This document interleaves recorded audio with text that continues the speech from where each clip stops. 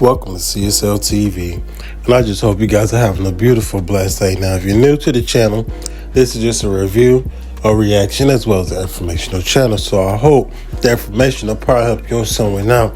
And we pretty much just watch videos and stuff that goes on in the world. And as you guys can see, influencer Miguel Angel Aguilar shot in the face during a robbery attempt.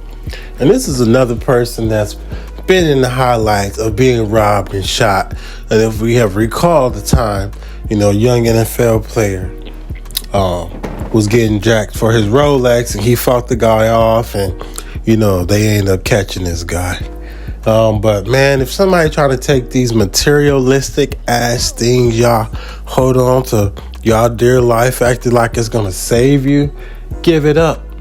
And if you can, hey, here are these earrings, or hey, here is this too.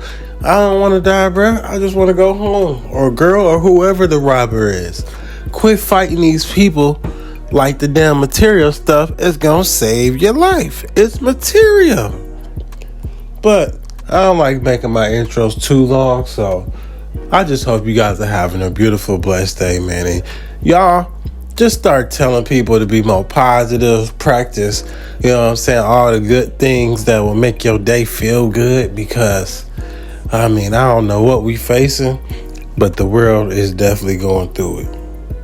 Daryl turned around and said, "I'm gonna kill you if you don't stop following me." That probably wasn't a good idea. He was talking to the cops.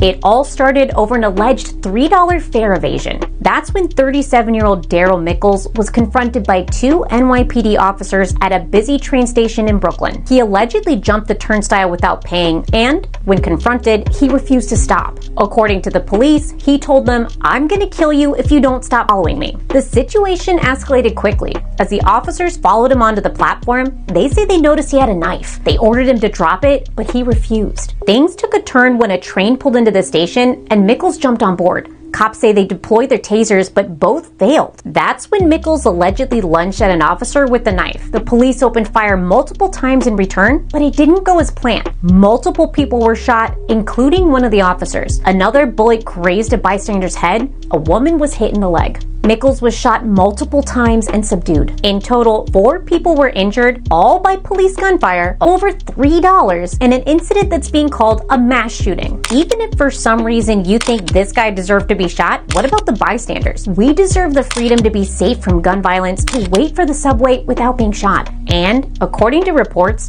last year the NYPD spent $150 million to catch fare beaters who cost the MTA only $100,000. Would that money not be better spent on housing or mental health services, which could actually help prevent crimes before they happen? Critics say one thing is clear: a system that spends millions chasing people over a few dollars and then shooting them down instead of addressing the root causes of crime is totally broken. Following me, the situation escalated quickly. As the officers followed him onto the platform, they say they noticed he had a knife. They ordered him to drop it, but he refused. Things took a turn when a train pulled into the station and Mickles jumped on board. Cops say they deployed their tasers, but both failed. That's when Mickles allegedly lunged at an officer with the knife. The police opened fire multiple times in return, but it didn't go as planned. Multiple people were shot, including one of the officers. Another bullet grazed a bystander's head. A woman was hit in the leg. Mickles was shot multiple times and subdued. In total, 4 people were injured, all by police gunfire. Situation and keep it,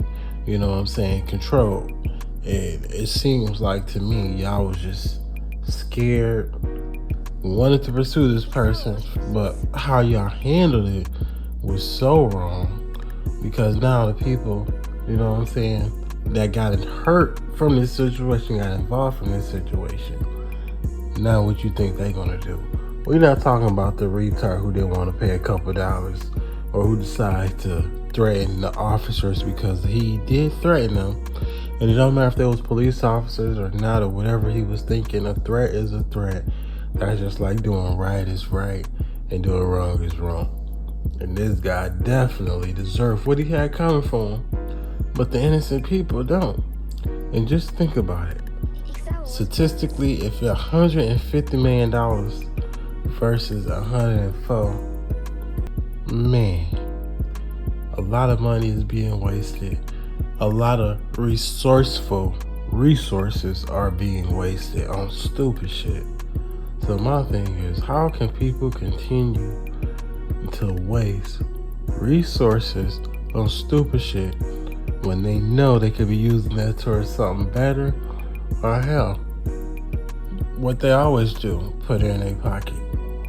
When police arrived, they found Colin standing in front of the house covered in blood. He told 911 operators that his mom, Catherine, had been stabbed during a fight, that she lunged at him with the knife and accidentally fell on it. Police quickly realized his story didn't add up. Neighbors reported hearing Colin and his mother arguing outside their home before seeing him grab his mother by her hair and drag her inside while she pleaded for help, saying, "Let me go." Catherine was found inside the house, dead, with a deep wound to her neck. Despite his claim of an accident, police say the injuries did not match the story. This all happened just days ago, but shockingly, it's not the first time Colin has been accused of killing one of his parents. 1 year ago, 17-year-old Colin Griffith from Florida fatally shot his father in Oklahoma. At the time, he claimed it was in self-defense after his father cornered him during a fight. Authorities were unable to disprove his claim, and the charges were dropped. Colin was bailed out of jail by his mother, who paid $50,000 to bring him home. Just 1 year later, she would allegedly lose her life at his hands. Catherine's Instagram feed shows many posts of happier times. She had just bought her son a new car in May, and they had taken a trip to DC for the 4th of July. Her eerie final post showed this picture with the caption, "You know when it's time to go. Sometimes giving up is the strong thing." A quote from a Taylor Swift song. Colin is now charged with first-degree murder, kidnapping, and more. Now, all I gotta say is, man, this little boy got a mental problem. How could you do that to your dad? And then this come about with your mother. And you decide to do this to your parents. Like, it don't seem like he was raised up in a bad neighborhood, bad home. It didn't seem like they didn't care for him. They actually show interaction with him, and that, you know, they went on vacation or whatever. And it's funny that they just went on vacation and all this other stuff, and you come back home to do this. Now, most people have a refresh, for refocus, you know what I'm trying to say. They basically have a restart of whatever they was going through, and they want to come back positive, clean, in a good space. And then this happened. There's no way around it, no way you can put it. Besides, the boy just had mental problems, because who would have the death of killing someone on the agenda? You know, first with your father and all this other stuff, and now with your mom. It just lets you know, he was definitely fighting them demons, and his demons got the best of him. So y'all have to try your best to go out there and get some help. You know, it's one thing when you say something, but when people start acting on what they saying, then that's when you know we got a serious problem on our hands.